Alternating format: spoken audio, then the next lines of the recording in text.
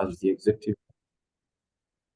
I do that out of passion because I think that growing SMEs and creating a platform that can speak for them is extremely important in growing economies like the Ugandan one. The Federation of SMEs represents micro, small, and medium-sized businesses, and we generally support them through two major ways. One, through advocacy for a conducive business environment. We want to influence macro-level decisions that SMEs will not be privy to.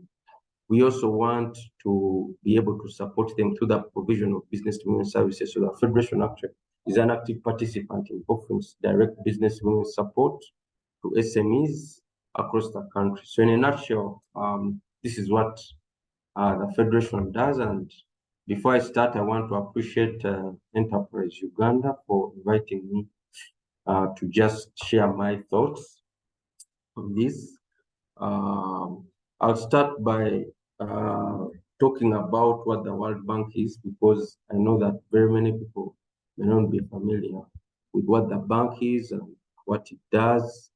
1944. So 1944 was 1 year before the Second World War ended. At that point, the US was sure that the Allies would win, and they wanted to put in place an architecture, a global architecture that would ensure that people do not go back to war. And one of the institutions they established, but Bretton Woods is actually, it's a small hotel in the US where they met. So the World Bank was established as one of those vehicles that would support the new global architecture as they saw it. And the World Bank was established at that point to provide loans and grants to countries in Europe that had been devastated by the war. So the US set up what they call the Marshall Plan that would ensure that countries in Europe would be rebuilt, because the war had really ravaged Europe at that point. Between 1944 and 1947, the World Bank didn't really take off. There were a bit of governance struggles, but also the financing to the World Bank was really unclear. But by around 1947, things were on the up, and they issued their first loan, to France. Now, the World Bank, I would say, has been extremely successful in supporting the recovery of Europe. A lot of countries like West Germany, like France, like the UK and others were beneficiaries of these loans. In fact, the UK has just finished paying off its loan that it took from the World Bank in the 1940s. So you can imagine that the UK has had this loan for all these years from the World Bank. So that is how the World Bank works. So since the 1970s, the World Bank changed its mission a bit, because at that point, Europe was now up, it had kind of recovered. So the World Bank now turned its eyes on supporting third world countries to streamline their economy so that they become competitive. So that they did from the 1970s. And in the 80s, they started rolling out what they call the structural adjustment programs. Those of you are old enough to remember, that's when they brought in ideas about privatization, government should not be in business. That's when they brought in issues around retrenchment. For those of us in our ages, we should have experienced, some of our parents were retrenched or were threatened with retrenchment, in the 90s and so on. So these were World Bank policies that were pushed down the throats of developing countries. So the World Bank, therefore, is not a savior. Sometimes their approaches are wrong, and sometimes when they take a view, they really push it religiously and don't take into consideration the needs of developing countries. I also want to say that the World Bank and the IMF are really, as I said, they were institutions that were established to underpin the new global architecture with the US as the leading power. So, for instance, all World Bank presidents have to come from the US, and all presidents of the IMF have to come from Europe. So they basically split the pie this way. And I think these are some of the concerns from developing countries. They feel that the US and the Western world dominates these institutions. Now, this may not be a problem anyway, because for you to hold significant shareholding in the World Bank, you must also, you basically must own shares. So the US owns very significant shares. But the challenge with a few countries dominating is that their points of view will determine how the bank thinks. So the key shareholders and their opinions will determine who gets to be president, who gets to be executive director, who gets to make the key decisions. So it means that they have an undue influence on the institution. So I think that's it for my introduction around the World Bank. Now, what's the history of the World Bank and Uganda specifically?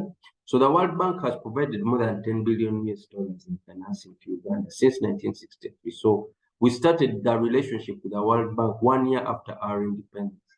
So this is quite huge, as you can imagine.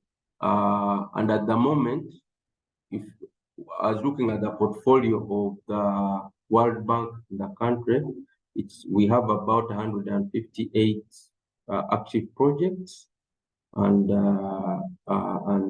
with a total commitment of about 13 billion US dollars. Now, the number of projects, the World Bank funds a range of projects, and I think Ugandans should appreciate the range of projects that they finance. For instance, a couple of projects have just been approved. I just want to mention a few. We have what we call the Uganda. That's about 350 million US dollars that has been approved. It will run from it's already running from 2022 to 2028. We have the Generating Growth Opportunities and Productivity for Women Enterprises project. This is a project that is being managed by the Private Sector Foundation and the Ministry of Labor, Gender and Social Development. It's about 209 million US dollars, and it's running from last year to 2027. Then we have what we call the Greater Kampala Metropolitan Area Urban Development Program, which also runs up to 2027. It's worth over 500 million US dollars. You have the Electricity Access Scale-Up Project. You have the Uganda Investment for Industrial Transformation and Employment Project. So these are all projects that the World Bank is financing. But just to mention, a lot of these actually affect businesses, because if you look at the GLOW project now, which the World Bank is financing, which PSF is managing, it's going to support women-led businesses with all kinds of interventions. In fact, I'm looking at today's monitor, and it has some adverts for BDS providers, for organizations that want to skill SMEs, and so women-led SMEs.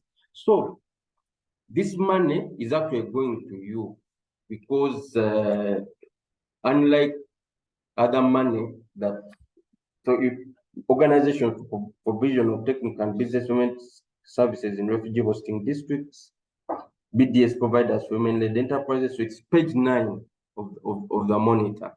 So that's just an example of World Bank money, because World Bank money in many instances tries to reach the final beneficiaries directly. So I had yesterday, Batwana was on a radio talk show, and some people are celebrating and saying, no, this World Bank money, it's very good, it has gone. Because it's being misappropriated anyway. So it's those government officials who are going to suffer. I would completely disagree. If you look at the Greater Kampala Metropolitan Area Urban Project, this is where we want to do the roads to revamp the roads in Kampala. Thankfully, it has been approved, so it will run. The Investment for Industrial Transformation and Employment Project, the Invite project, it will support more medium-sized businesses in manufacturing and so on. So the World Bank, if you look at it, supports a lot of activities that do with enterprise development. Of course, you as a business, you may not understand the nitty-gritties. By the time an opportunity reaches you, for instance, for GLOW, you may interface with PSF and you don't know who the funder is, or you may interface with the Ministry of Labor, Gender and Social Development. So my point being that there is no doubt that the World Bank is doing a lot of good in supporting this country. Now, the other issue I wanted to talk about was the issue of the budget. So if we look at this year's budget, 2022 to 2023, we expect about, so the budget is about 52 trillion. Of that, 33 trillion is supposed to be collected domestically. So URA will collect about 27 trillion. Then it will get about 2.2 trillion through non-tax revenue. Then government will borrow about 3.3 trillion from local banks and other places. And then local governments will generate about 187 billion. This is the plan. Now, in the absence of, and then externally, we intend to get about 11 trillion. That 11 trillion, we expected that about 2.7 trillion will be budget support and 8.2 trillion is project support. Now, when we say project support, this is where a lot of the World Bank money is. So if I'm to calculate, for instance, I would say in this budget, maybe about 7 or 6 trillion. Just with the World Bank decision is off the table. And then in terms of budget support, maybe some smaller figure. So we are talking about significant sums of money. And then once this World Bank funding is, kind of withdrawn, it kind of affects also the ability for URA to collect that 27 trillion. Because, as I said, some of these projects catalyze local businesses. I also need to mention that the World Bank has not stopped current funding. It has said that they have stopped taking new projects and programs for approval to their board of directors. So it means the running projects, some of which I've mentioned, will continue running. So long as a project has been approved, it will run, but new ones will not be approved, or those that have been in the pipeline waiting for approval will not be taken to the board of directors for approval. So, do you have any example of some of the projects that were in the pipeline now will not be taken to the board from Uganda?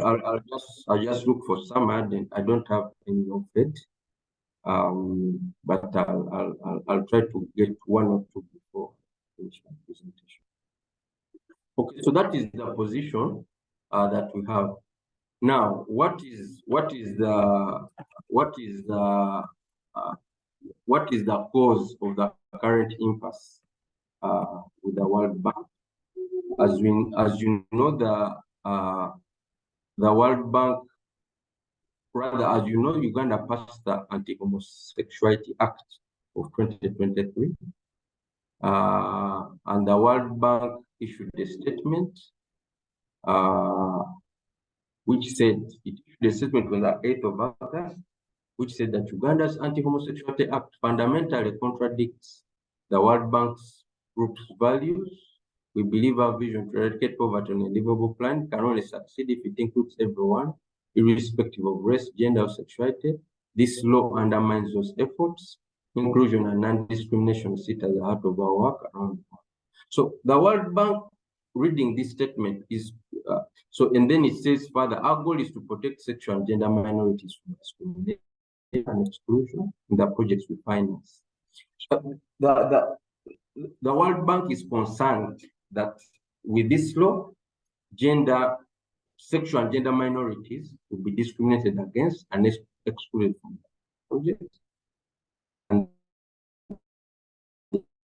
they think that that is not. Before we bash the World Bank, this is not the first time that they are taking such drastic actions. I might remind you that a couple of years ago, the World Bank was financing a road, the Fort Poto Kamwenge Road. And then it was found that some of the contractors, I think they were Chinese contractors, and some of the local guys were impregnating local girls in that area. When the World Bank discovered, they halted that project. You can imagine. They halted that project because they it's not in line with their agenda. Things around gender and social inclusion, and I don't think that it's just unique to this anti-homosexuality. Now, as I mentioned, the World Bank, because of the nature of its shareholding, takes on the views of many of its shareholders. So the views of the current US president and the person they nominate as the president of the World Bank impacts on the view that the World Bank takes. For instance, the outgoing, I'll give you an illustration. The outgoing president of the World Bank did not believe that climate change was a serious problem. The current president, who was recently appointed, really believes in these things because was appointed by a very liberal administration. So the World Bank is also not as united as people might think. It also takes on the views of the current US administration and tries to promote those. That's also the reality that we must appreciate. So most likely, if we had a different US president or a Republican, for instance, this is not something that they would have pushed ahead with. So that's something that we must appreciate. Now, what's my view about how Uganda should have handled this situation? And I'll just share my view. I'm sure it might be controversial, but it's what it is. So my view is that Uganda, through the penal code, it has a section 145, which the colonialists themselves, those very people trying to say, oh, Uganda is homophobic or whatever, they are the ones that left these laws on our law books. And that law is still there, section 145, that criminalizes engaging in sexual relations against the order of nature. Which imposes a life sentence for someone who is held culpable. But in the new law and law, I think they give 20 years. And then you also have the issue around promotion. And then you have the issue around infection with HIV and AIDS department. So my view is that we have adequate laws.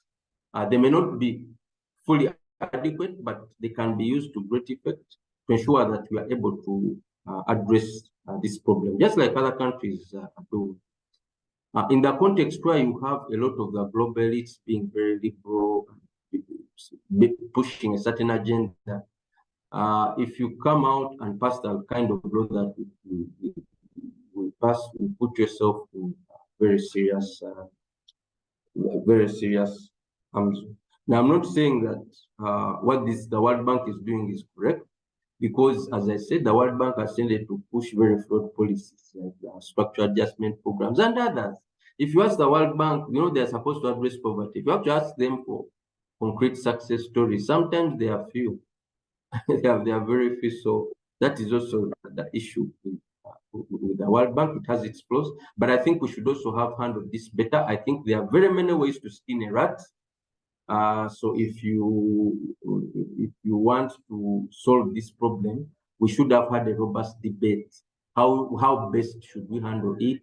What is the impact on businesses? We should have done scenario planning. If the World Bank withdraws the funding, what do we do?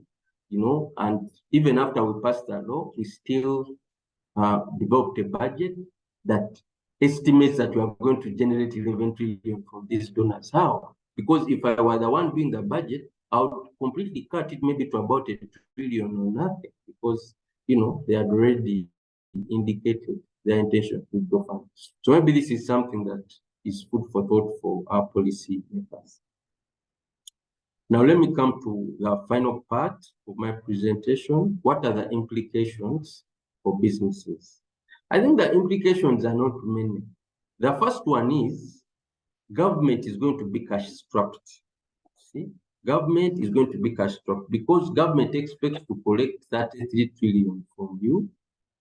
It is going to have a funding gap of close to 11 trillion. Okay, maybe 9 to just be fair. This 9 trillion, if you add it to the 33, you're going to see URA being extremely aggressive, trying to look for money where it is not, trying to be less understanding, and so on, because government will need money left, right, and center. The president instructed the prime minister to see how government can be frugal.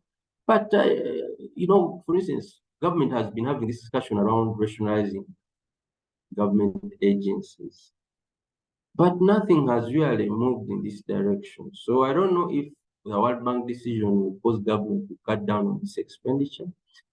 But I think that the gap is too big. We can't cut our expenditure enough to be able to manage. That's my view. It is just like a person who loses a job and has been staying in Kololo, has been taking their children to very high-end schools. They can say, okay, let me change school, maybe to a school that pays 700,000. Let me get a cheaper place. But if there's limited income coming in, just cutting expenditure may not solve the problem. You may even find that even the 700 you can't raise because things are very tough. So I think that is the situation. The World Bank is a major funder, and I don't think there's a ready partner who can step in to fill their shoes. If we want to be self-sustaining, it takes a lot of work, and it's a long-term journey. And I don't think we've made those necessary preparations. So in that case, I think we need to find ways of. Thankfully, the World Bank is not insisting that we repeal the law. The World Bank is simply concerned that some of those people might be excluded from their projects. So I think what the government needs to do is to look at the concern, the detailed concerns, because the World Bank sent a field team to kind of do an analysis of their portfolio. So I'm sure the government got a detailed report from that. They need to see what can we do to address those issues. It might mean that we change certain provisions of the Act. It may mean that we might repeal it and then bring it later in another form. We have to be flexible also to see how we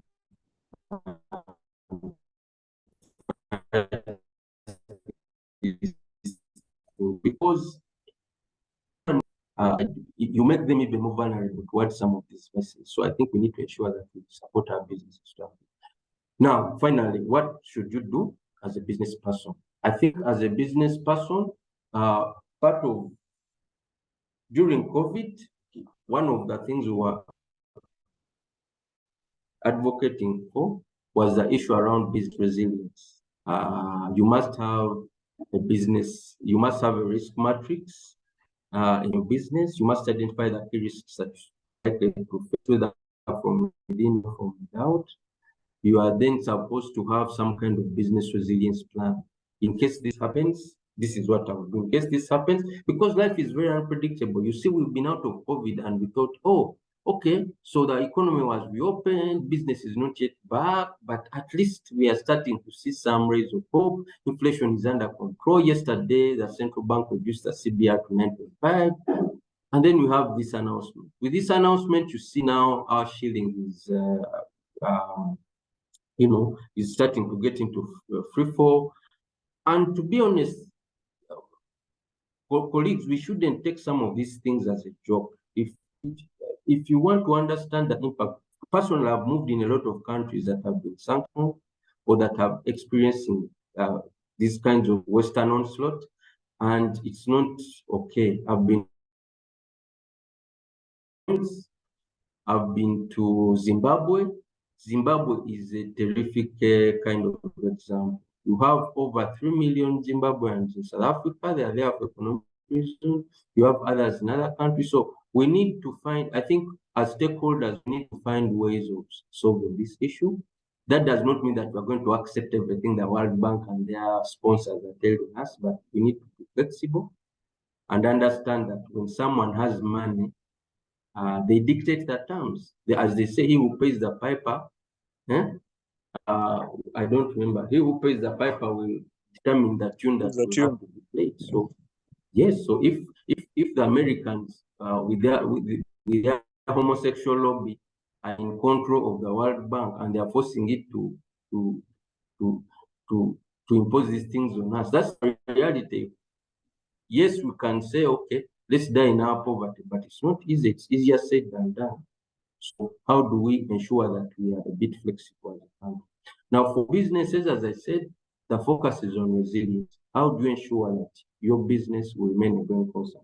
If you intend to, for instance, if you are in construction and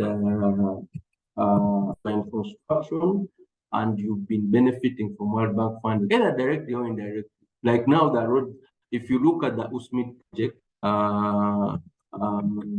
if you look at the USMID project where they have revamped all the roads in the major towns in Uganda, it's World Bank funded.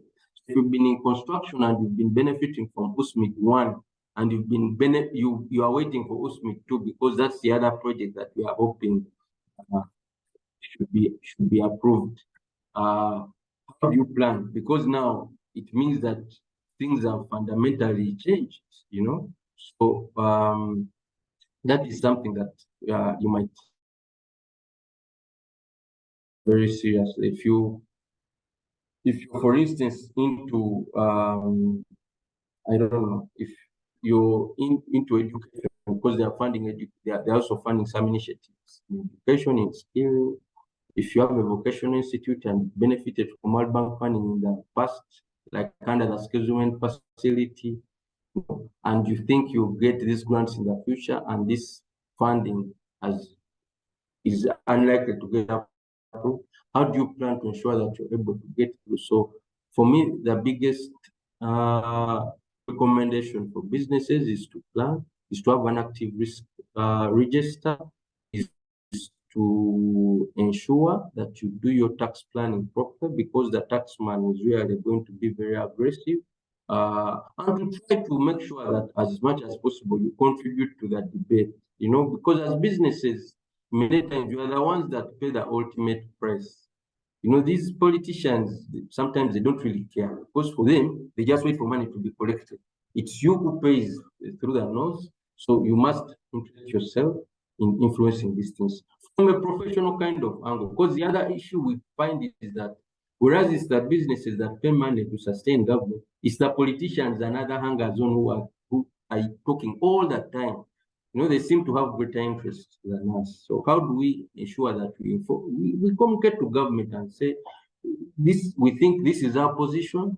We think we need to protect our morals as a country, but we also think we need to have a very thorough debate on what are the options besides this new law. Or we can retain the law, but in a watered down form, or we can use the existing laws, or, you know, let's explore all the options. These are our recommendations. And then if we think we need to get off World Bank funding, then we need to take certain actions, maybe over 10 to 20 years.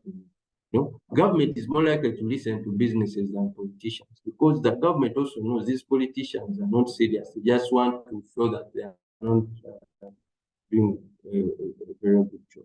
So those would be my very serious recommendations. And then obviously, because World Bank funding has been withdrawn, you're likely to see decreases in the quality of healthcare and education services that are offered. Yes, you may be saying, oh, I own a business, I don't depend on government. Those I do it privately and so on. But if the public system breaks down, then you're likely to see the prices going up even in the private thing, because you have more demand. And then, of course, you're likely to see a weakening of the shilling, as you're already seeing, because once that inflow is no longer guaranteed, you're likely to see a weak shilling. You're likely to deal with inflation again, increasing, the prices of commodities. And then we are also likely to see less funding coming from abroad. Trust you me, these homosexuals are very powerful people. So you may find that a lot of private sector funding that has coming in through private equity and so on reduces, because they look at the World Bank as a signal with regard to stability, with regard to long-term prospects and so on. So these are some of the likely negative impacts. And as a business, you need to plan accordingly and say, if I was planning to expand to attracting equity investment, it may be more difficult now than it was in the past. And so as I said, I want to conclude by saying we're in a difficult situation. Thankfully, things are starting to change now because we have been in a unipolar world with the US setting the rules. And the challenge with the unipolar world is that they set the rules as they see fit. And they've taken long in this position and they've started pushing agendas that don't make sense because they are unchallenged. But now with the emergence of Russia and China, I think you're likely to see the World Bank also being less, because the geopolitical interests will take prominence. So they are like, okay, if you have your homosexual, no problem. So long as you are pro-West, we are happy to work with you. So I think that the World Bank will have less leverage in future to do these kinds of things because you're starting to see competition with the BRICS Bank, with they're starting to come with some kind of reserve currency. It will take long. The US dollar is going to dominate for a very long time, but it will cause them to think again about some of the approaches that they're taking. But in the meantime, countries like Uganda need to be careful because they have a lot of control and influence. If you look at what they've done to Russia with the sanctions, of course, Russia is in a certain way insulated because of its position. But for small countries like us, we can't afford to pick fights with an elephant. So I would say it's important that we look at what their concerns are, come up with proper recommendations and see how to invest. For businesses, let's plan for the resilience of our businesses. Let's engage in very serious tax planning and let's be involved. Let's make sure that our voice is heard, either through the associations or through our other platforms like Enterprise Uganda, because these are respectable organizations that government would listen to and would be happy to know what are the solutions that you propose. Thank you very much. Allow me to stop there. Okay, thank you very much, John. For that presentation, I'm seeing quite a number of comments and questions in the chat. Please post them. We shall go through them. What are the other ways that the public, the private, and the business sector can get through government to know how to give them feedback? So as I mentioned, you have business associations. You have business associations like the Federation, the Private Sector Foundation. This is a very difficult topic for many reasons. One, when we make recommendations, like for me from a professional angle, and I say, let's reconsider this law. Many people say, oh, we don't want to accept homosexuality. I agree. I'm a Christian. I don't want to accept homosexuality. But how do we fight homosexuality? We fight homosexuality because, look, a lot of funding is going to go towards homosexual groups. A lot of funding is going to be directed to promote because they think Uganda, it's like Iraq or Afghanistan. Once you create a jihad, it attracts all kinds of people to play in that market. So you don't want to make yourself a battleground for homosexuality jihad, So for us, what we are thinking is let's make a proper analysis. What are the implications economically? What are the implications politically? Can we handle? What are possible solutions? And then we come up with a well thought out kind of solution. I don't have a solution now, but I think let's first look at their concerns and know, how do we address them? Can we address them realistically? Are they extreme? If they're extreme, we can as well ignore them. But if we think that they are fair, then we can show them and say, look, you're saying your people will be excluded from our projects. There is no way. We don't have a register. We don't ask people that before you move on the roads of Kampala, you're homosexual or not. Before you do. So let's have a very, scientific kind of response to their issues, and let's see if we can find some form of middle. But in terms of the platforms, I think using the associations, making sure that you reach out to your MPs with positions, because the challenge with Ugandans is that sometimes you are very emotional. So instead of, because we need to come up with evidence kind of position papers to say, This is the evidence, and this is the recommendation as we see it, as opposed to just saying, oh, we are not going to talk to you, you're trying to impose or whatever, or for, so let's find that middle ground. And I think businesses can play that role. I want to say that in Kenya, when you had the post-election violence, it's businesses that played a critical role in bringing the belligerents together, because it's business that loses across board. So I think even here, business needs to be more hard. I feel that we as business people are extremely passive in this country, especially when you're discussing religion. Religious leaders are very vocal. Politicians are very vocal. We are not, and I think we need to be more vocal. Not in a negative way, really, but in a constructive way. Telling government, these are the proposals, and this is how this issue can be solved. Thank you. All right, thank you. Let me just go through the chart. There's Emily, who works in legal services as advisor in business. She has put her contacts there at Others Advocates. Bossa from Migade does local poultry. Alex is from Waterroot International, does general plumbing work. Baite says the macro level implications of the stoppage of World Bank fundings is definitely negative. The biggest loss is to the local business environment, which benefits from various interventions. Charles from Gulu, dealing with civil engineering. Welcome, Amanya Moses, a student from Busitema. Baite asks, John, what kind of lobby response should we expect from civil society? The Anti-Homosexuality Act is not the only law that contravenes human rights in Uganda anyway. Is it not high time for the World Bank to attempt to influence parliamentary decisions? Is it not high-handed for the World Bank to attempt to influence parliamentary decisions and hurt local businesses? He goes on to say the most difficult implication arising due to the funding gap, business should expect a very aggressive approach.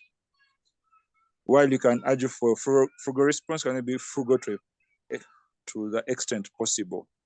A cash-strapped treasury in the private sector-led economy implies that business have to get innovative, plan, and think ahead. John, I think you can first take that question. Which one? Please repeat. What kind of lobby response should we expect from the civil society? No, the challenge in the private sector in Uganda is both sides. For instance, now you find that it's a civil society. Civil society, these are NGOs and so on. In many instances, these NGOs are also financed by those very people. So they can't come out on such issues because for them, they also fear that their funding will be interrupted. So the private sector is quiet, docile, is not coming up with solutions. And I think that this is a problem that we are facing as a country. We need to see more solutions coming from the private sector because it's us who are going to feel the pinch. Let's use all platforms that are not adversarial. Yeah, because what government needs at this point are solutions, are recommendations. Let's study the law. What does the law say? Like I've said, there's an existing law, Section 145 of the Penal Code. How many people have we brought to court using that? So before we bring a new one, even in the new one, we have not arrested anyone. But Ethiopia has been arresting people without passing the law. Even last week, they were arresting people in hotels. See? So how do we, sometimes Ugandans, we like writing things, but not doing them, both for the good and for the bad. So instead of putting forward the law that we are sure won't be implemented, why don't we just choose what we have and implement it and then try to solve the problem that way? That's my suggestion. That's just one suggestion. There could be others. Or we look at the law, we look at the World Bank things and say, okay, can we reach a middle ground? Something like that. Yeah. Thank you. Okay. A comment from Andrew, or so we sacrifice our children's sexuality. And that was a comment. So Baita has another question of what lessons should the Ugandan private sector pick out of this scenario for future consideration? In case you have questions, you can also raise your hand or post them in chat. John, what lessons should the Ugandan private sector? No, so the private sector, and Ugandans in general should understand one thing. If you're poor, you're forced to do certain things even when you don't want to. I'll give an illustration. We wake up at sometimes 4 a.m. to take our children to school, to go and work, not because we like waking up at 4 a.m., but because you need the money. Sometimes our bosses can shout at us, and then you're like, okay, no problem. Let me keep quiet, and so on. So there's a certain humility in poverty, and I think Ugandan business people, we need to work hard. Also as a country, because if we develop our country and in a stronger position, we are less likely to be bullied. Look at Saudi Arabia. In Saudi Arabia, they have worse laws, but the US, they are one of their closest allies. If you look at the UAE, they have very difficult laws in this respect. If you look at Jordan, so you see that there's also a certain level of being double standards. But why the double standards? Poverty is really the distinguisher, because for us we are poor. The World Bank believes they can, take these kinds of extreme positions. Because if the World Bank was saying we don't want gender and exclusion and so on, it would be standard. But because the World Bank does not pick, Saudi Arabia does not pick loans from them. In fact, Saudi Arabia helps them sometimes, especially the US, to kind of strengthen the dollar as a global reserve currency and so on. The World Bank, the US and the World Bank, therefore, have to accept some of these things. So what I can say is that the reason we're having problems with the World Bank primarily is because of the position in, and because of that position, we need to work hard to ensure that we get out of it. Is formalizing the informal sector a critical path to a country's self-sustenance amidst such occurrences? That's a question from Charles.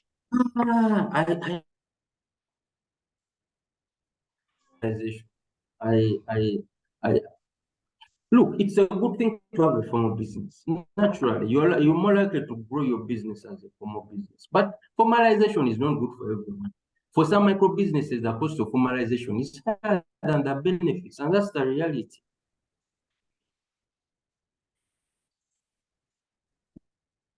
You can't tell a person who roasts, and I think as we are talking about formalization, shouldn't look at it as a silver bullet to solve every problem. Because if a person is poor, makes less than 10 million, even if you formalize them, they're not going to pay anything to you in terms of income tax. So why the hassle? So in my view, formalization may not be the answer. If the economy itself is not competitive, if the economy cannot support sufficient formal businesses, because formalization is a factor of the opportunities in the market. If there are many opportunities and you say for you to access this opportunity must be formal, automatically are formalized. But if those opportunities are not sufficient, it means you're likely to have a huge informal sector. And I think this is what we must address. How do we ensure that our economy has sufficient opportunities for businesses to grow and to thrive? Okay. Baitak is very active in chat. Yeah, he agrees with you on certain things. So there's a greeting. My name is Rossi Emmanuel, Director of Peace African Water. Oh, wow. From Angela, isn't poverty a mindset issue? What solutions can be brought to the business sector to strengthen our country's economy?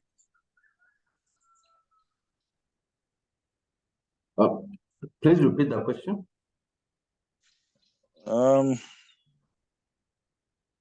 This was a question from Angela. Poverty a mindset issue? What solutions can be brought to the business sector to strengthen our country's? No, I don't believe so. This is part of the problem with motivational speakers, because motivational speakers from the are telling Ugandans and other people in Africa and so on that if you think positive, if you think as a rich person, at some point you'll become rich. No, there are structural barriers that the West has put in place. And part of it is look at this World Bank problem, because these are loans, they are not grants. But now, because how can you lend me money and you even insist I'm lending you money, but to revamp your house, but I want you to buy green sofa sets, you see? So the West has exploited Africa for a very long time and has failed to take responsibility And they push this narrative that you're poor because you don't think right. You're poor because, and I'm not saying all our poverty is due to the West, but I'm saying that a lot of it is structural in nature and has been put there on purpose to ensure that our countries are held where they are. And I don't want to believe, of course, the way sometimes when you're poor, you enter into a state of despondency. So it becomes a self-fulfilling prophecy because you feel that nothing will work. But I don't want to propagate the narrative that we Ugandans or we Africans and let's say, oh, we think wrongly and therefore that's why we are where we are. No, there are a lot of structural issues. Look at the effort that they are putting in to fight the oil pipeline. Where are they fighting it? Yet they themselves are building a new pipeline through Nigeria, Niger, and so on. When Russia cut off oil and gas, it's them who went and started using coal, started using what, even with this climate change rhetoric. So these people sometimes preach water and drink wine. And we need to tell our friends in the West that please preach water and drink water as well. Thank you. Okay. I'm seeing a hand up from Akampuria Martin. Please go ahead. Hello. Yes, please. Hello. Good morning. Yes, you can hear you. Morning. Okay. Thank you, John, for that good presentation. Now, I understand people who have money control rules and even leadership plus governance. And with these developing countries like Uganda, I am seeing a challenge whereby most of the decision-making, leadership governance issues are controlled by the politicians. So, which advice do you give us, we the entrepreneurs, the business people? How can we take charge in leadership and governance? Thank you. Hello. Yes, please go ahead, John. You had Martin's question? So, Martin, so that's the point. See the issue in the US, so I'll say this. In the US and in the UK and in the West generally, business determines how policies. So before a president makes a decision, he wants to be sure that business people are aligned with that decision and that it's for business. Sometimes a decision governments may backtrack on a decision because they believe that it is best. I'll tell you something. In Germany, because of the Russia-Ukraine war, the new chancellor, took a very hard line against Russia and has started taking a very hard line against China. And the business community called him and said, no, you can't do this. As an economy, we're extremely dependent on China at this point. You cannot start pushing back against China at a time when our economy is suffering from the loss of gas supplies from Russia. Can you please go to China and, engage in some kind of rapprochement? And that's what the chancellor did. He didn't want it, but business told him, you know what? If you want this economy to keep running, you need to do ABC. I think what we need to do is to be more vocal and active. I look at what you call the presidential economic whatever, this platform. It's full of politicians. Whatever they bring, they say, oh, presidential Simanya CEO. What? Then you find that all the CEOs, this one is a CEO of NAT, this one is a CEO. So you wonder now.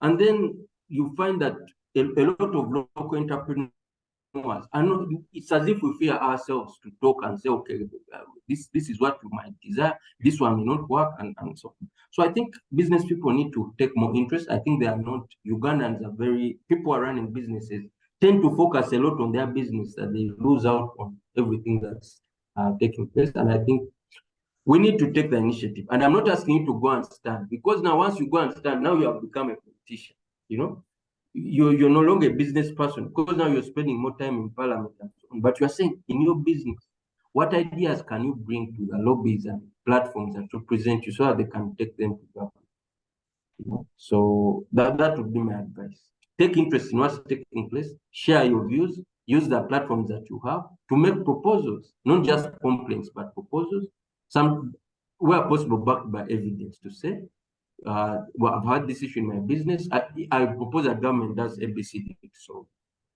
thank you. Okay. I'm seeing Kaduyu Abdallah has had his hand up for a while. Abdallah, please go ahead. Okay, thank you. Thank you, John.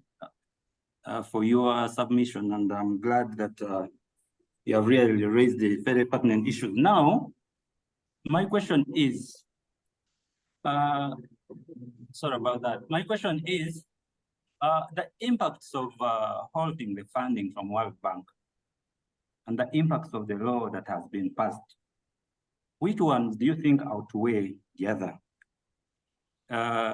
And then also, you're saying that who pays the piper determines the tune. Really, for how long do you think this one is going to take place?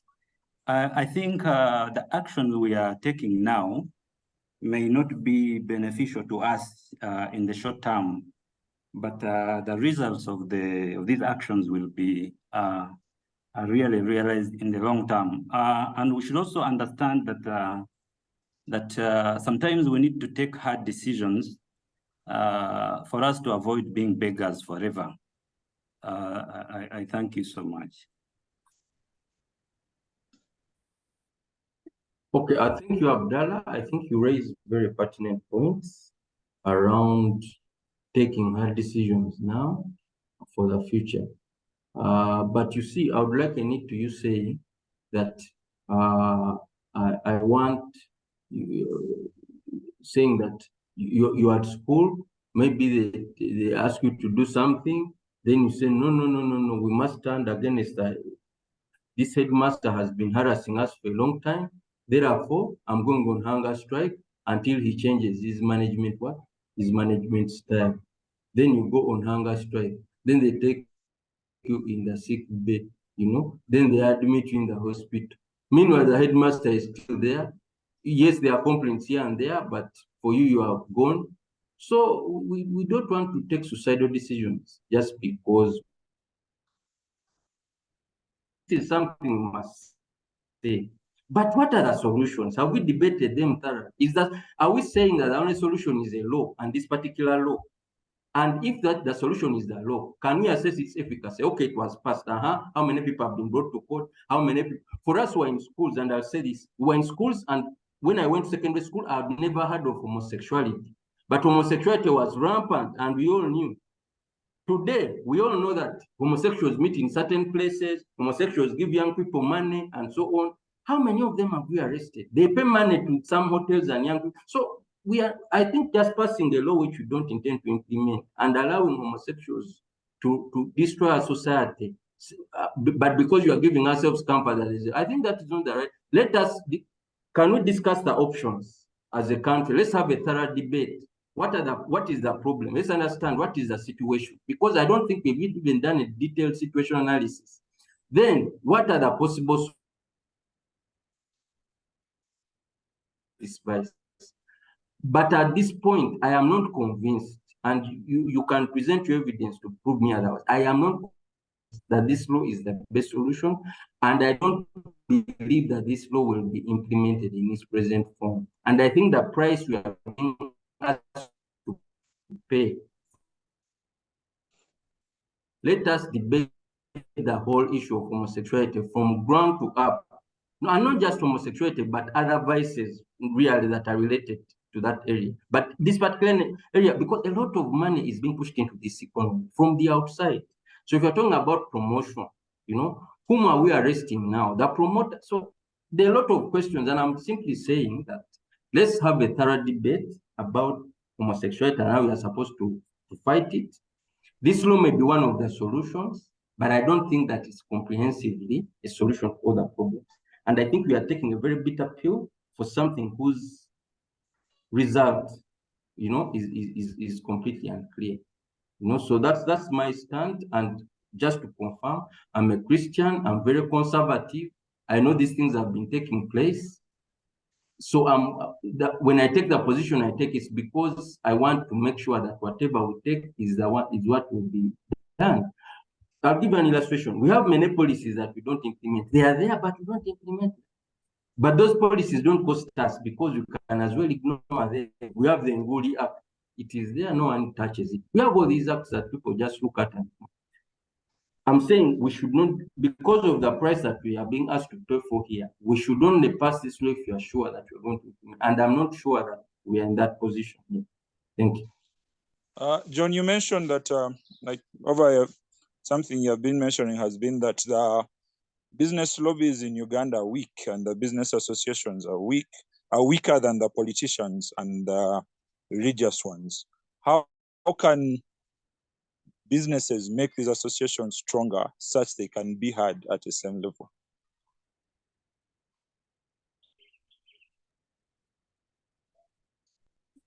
Oh, that's it. So I think Ugandans don't want to associate. Everyone wants to work. Everyone wants to work alone. We don't trust other people. Well, there's also a high level of dishonesty in our society. So if you find people gathering together, you find that either the treasurer runs away with the money, or the chairman does this or the other, or he's bought off. So that has caused a lot of apprehension on the side of business people. They're like, oh, let me just do my business. That's better than trying to this.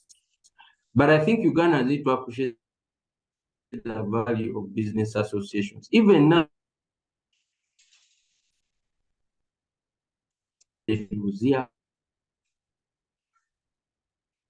the two men and I'm like, you're just joking.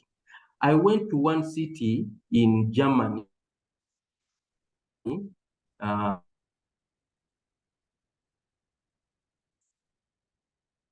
John, you're breaking up.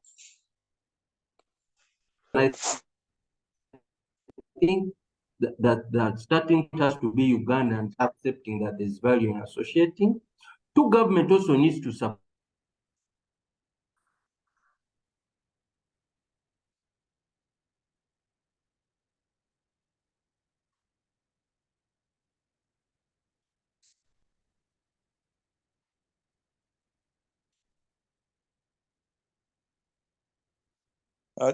John, you're broken.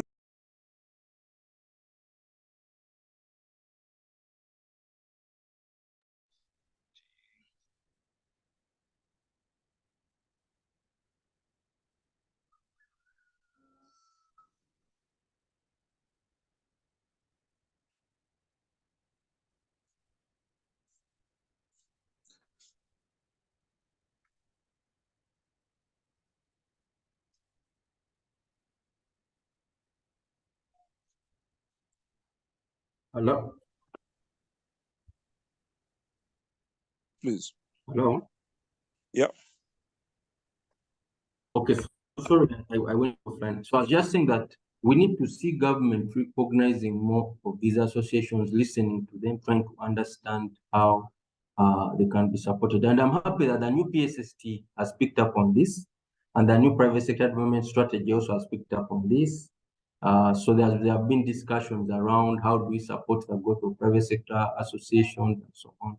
And the private sector unit, I think in the Ministry of Finance, has also been very passionate about this. So I'm very hopeful about the future, especially from the side of government support. From the side of businesses, I think businesses need to be encouraged to belong and to take active participation in these associations. But Okay. I can also see that some associations have issues with governance, as I said. So that also demoralizes the members. So we also need to improve the capabilities of associations in the area of governance and service delivery. All right. Okay, I saw Emmanuel had his hand up. Was say you, Emmanuel? Don't know if you're still there. Hope I pronounced the name correctly. Okay, Emmanuel has left, I think. There's a comment, there's a question. Are there any, from Elisheva K, are there other potential funders that you may start considering so that over time reduce our exposure to the US and Europe? The high concentration risk.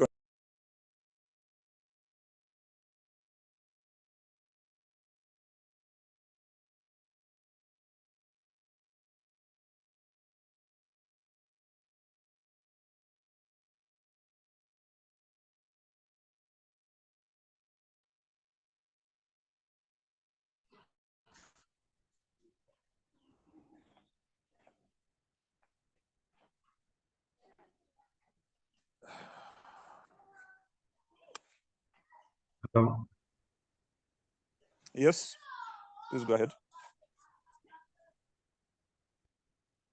Okay, so there's a question around concentration risk. My answer is that over time, the US has been dominant. As I mentioned, that the US has been the dominant power since 1945. There are efforts towards changing that dominance. And I think I can confidently say that we are now into the second phase of the Cold War, with Russia and China on one part and the US on the other part.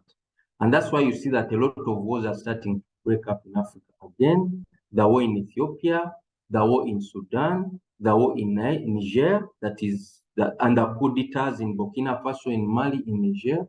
So I think what countries are saying is that we are tired of the US imposing its views on us, and we want to be able to relate as nations with our own values without necessarily adopting yours.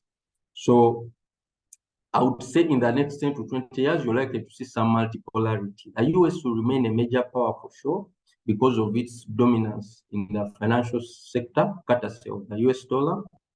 But you're likely to see more options, and the US being more flexible because of the geopolitical contestations with Russia and China. For now, I don't think we are there yet.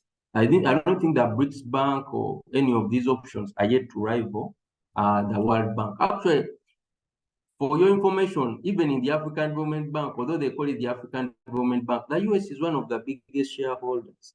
And in fact, the US had insisted that the current president of the African Development Bank shouldn't be reappointed. They even cooked up fake corruption scandals against him until he was exonerated by two investigations. So you can see how far these people can go to maintain their hegemonic power. Oh yeah, that's for African Development Bank. Actually, African countries hold minority shareholding there. It's the US, Europe, and the Asian Development Bank that hold a substantial shareholding in African Development Bank. Yeah. Okay. I think I'll take one last question from Joan, who says the biggest national challenge seems to be budget implementation. Is there a way business associations can influence national budget monitoring? The biggest challenge seems to be budget implementation. Is there a way business association can?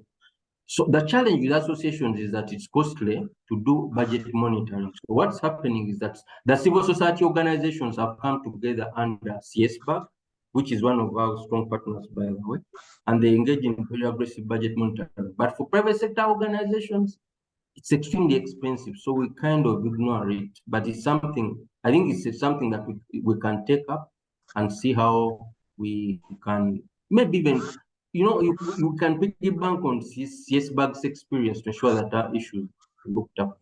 In that way, it doesn't become very costly. Maybe the other question is from Moses. I see, John, you're contradicting yourself. You know that homosexuals are thriving without arrest. What is wrong with arresting them? No, there's nothing wrong. I'm simply saying we are not. We are simply coming up with a law that states our intention to arrest, and we are not doing anything. And I'm saying no. You use the existing law, Penal Code Section 145, to arrest and ignore the new, so that the World Bank continues funding us, yet at the same time we are making sure that we are fighting against this vice. That is called wisdom. Because when those people went to Solomon and they said, you cut the baby into two, and then the other one says, you leave the baby, and so on, that is wisdom. Any leader should have wisdom to understand, how do I solve a situation without creating unnecessary collateral damage? And I'm saying, we need to go back to government with proposals and say, probably you could do this, probably you could do this, probably you could do this, so that we are able to A, maintain that relationship with the World Bank, but B, fight the vice, because I believe it's a problem, and other Ugandans think it's a problem.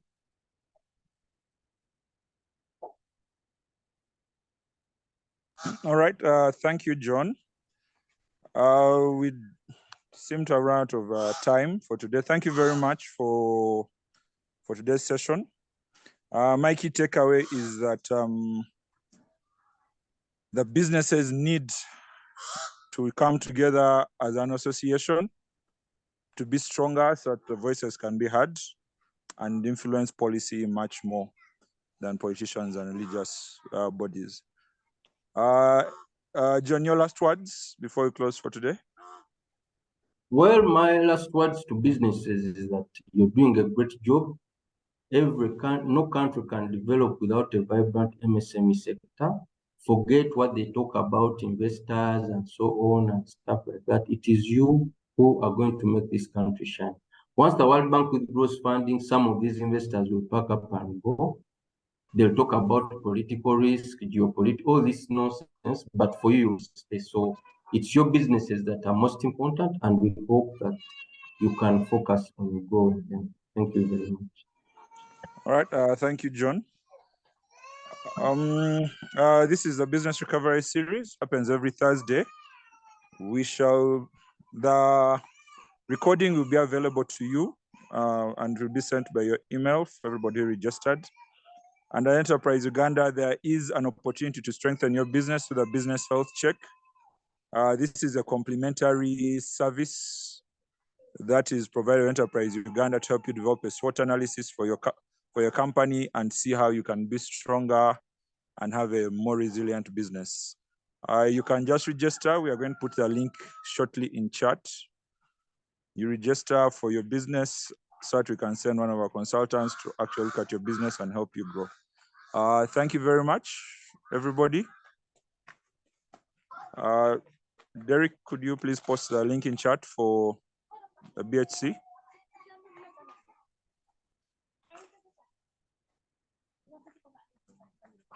Link will also be sent to you over email for those who are interested. The recording of today's and previous business recovery series are going to be posted on the YouTube channel. So if you missed a previous one, you can always log in and get them. The link for the business health check is available in chat. Please do log in and sign up to have your business receive a thorough examination and diagnostic on how you can make it better from our team. Thank you very much. We shall stay here for the next 10 minutes. You can put in chat your business, what you do, and your contacts such that people can reach out to you. One of your clients may actually be here. Thank you, everybody. See you next Thursday.